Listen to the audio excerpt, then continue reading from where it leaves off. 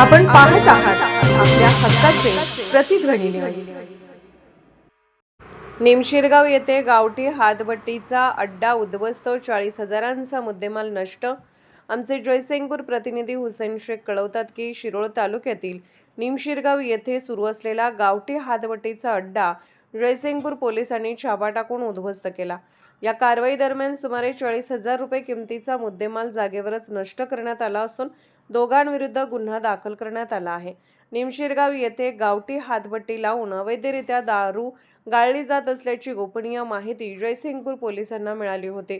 त्यानुसार पोलीस निरीक्षक संतोष गोरे यांच्या मार्गदर्शनाखाली police head constable Jalindar Patil, police Naik Vijay Pawar, police head constable Rupesh Koli, police Naik Tahir Mulla, दानोळीचे पोलीस पाटील प्रशांत नेचकर आणि निमशिरगावचे पोलीस पाटील रामचंद्र ससाने यांनी घटनास्थळी जाऊन पाहणी केली। मिळालेली माहिती खरी असल्याचे निष्पन्न झाल्यानंतर तात्काळ छापा टाकण्यात आला।